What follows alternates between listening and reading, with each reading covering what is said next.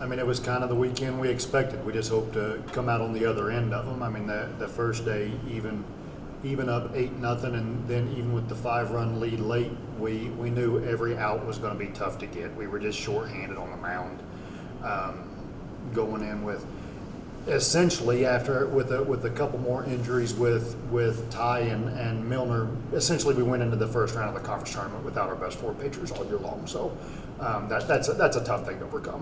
The staff gave us everything they had, but they were in roles that they weren't accustomed to being in, and we were asking a lot out of them. And so, as offensive as Lubbock is, we knew even with that 5-run lead late that it was going to be tough to hold, and we just couldn't get it done. But it wasn't for a lack of effort. The next day was just like you said, it was going to be a slugfest, and that's what it was. And we came up on the wrong end of it. Carpio got the start there in game 1 and pitched really well. What have you seen out of him his last couple of weeks?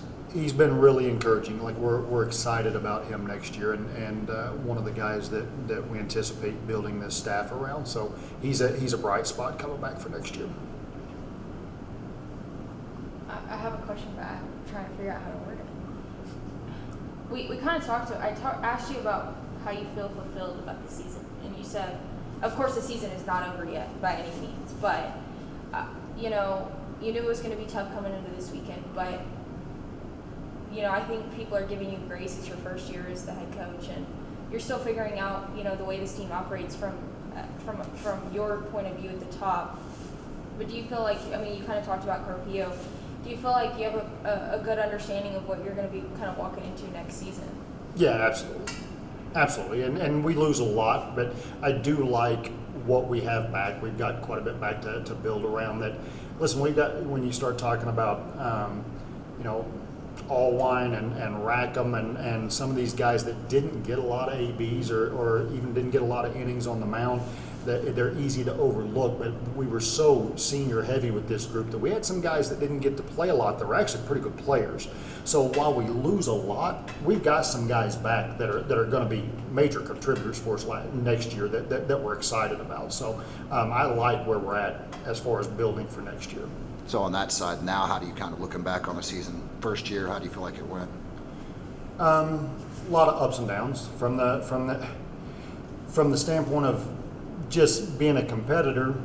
We thought this team had an opportunity to make a serious run, and so from that standpoint, it's frustrating. Again, we have to keep in perspective. A lot of people would love to win 31 games, but the standard that we've built here, that's a very, very average season, and this shouldn't have been an average season for us. With that said, this group of guys, what they overcame is tremendous. I mean, again, you stop and look at the reality of our situation is the guy that we had penciled in to be our ace to start the year, and the guy that we had penciled in to be our number 3 starter to start the year did not throw a single pitch for us all year long.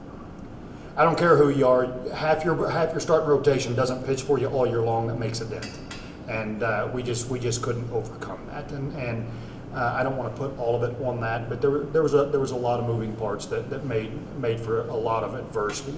And this group of guys, I really can't say enough good about them. I sincerely mean that, and that's not coach talk. Like it's a group of guys that could have thrown in the towel every week for the last month and didn't. They kept surprising me at how much fight they had in them, and how much they were willing to come together and try to overcome all the hurdles that got thrown in front of them this year. And what I can tell you is what made this group special. You'll never read on a stat line. You'll never read in the final record. But if I had the opportunity to do it all over again with this group, I'd do it all over again next year in a heartbeat. I love every single one of them.